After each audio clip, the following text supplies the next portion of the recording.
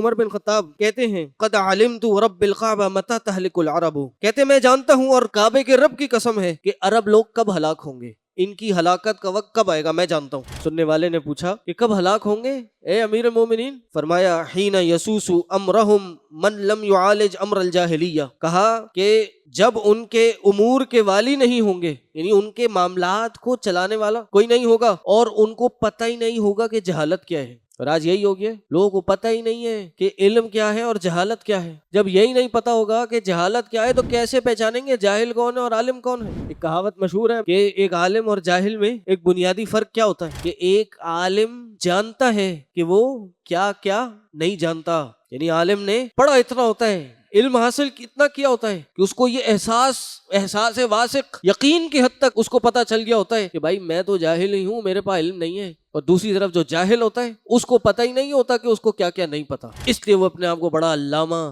فہامہ سمجھ رہا ہوتا ہے، ہر چیز میں رائے دے گا، ہر چیز میں اپنے اوپینین اور فتویٰ دینے کی کوشش کرے گا۔ ایک جاہل عالم کا یہ فرق ہے، تو لوگوں کو پتہ ہی نہیں ہوگا کہ جہالت کیا ہے، اور واللہ ہی ایسا ہی ہے۔ آج آپ دیکھ لیں دین کی جو بنیادیں ہیں وہی لوگوں کو نہیں پتا۔ آج بھی ایسے لوگ موجود ہیں کہ جن کو غسل جنابت کرنے کا طریقہ نہیں آتا، غسل جنابت ہوتا کیا ہے یہی نہیں پتا، شادی ہے، نکاح کے کیا مسائل ہیں، طلاق کے کیا مسائل ہیں، لین دین کے کیا مسائل ہیں، یہ فرض علم ہے۔ نبی علیہ السلام نے فرمایا کہ طلب العلم فریضہ، علم حاصل کرنا فرض ہے ہر مسلمان عورت مرد پہ، توحید کا علم ہو، عقیدے کا علم ہو۔ آج پتہ ہی نہیں ہے لوگوں کو۔ کوئی عالم حق کی بات کرنے کھڑا ہوتا ہے تو سامنے سے لوگ اس کو برا بھلا کہنا شروع کر دیتے کہ یہ عالم دین سے دور کر رہا ہے ہمیں، یہ ہمیں کتاب و سنت سے دور کر رہا ہے، حقیقت میں وہ قریب کر رہا ہوتا ہے۔ امام نے تیمیہ فرماتے ہیں کہ عمر بن خطاب نے فرمایا دین کی جو تباہی ہے ایک کے بعد ایک ہونا شروع ہو جائے گی، دین تباہی کے ڈھانوں پہ جانا شروع ہو جائے گا۔ کب؟ فرمایا اذا نشأ فی الاسلام من لم یعرف الجاہلیہ، جب دین میں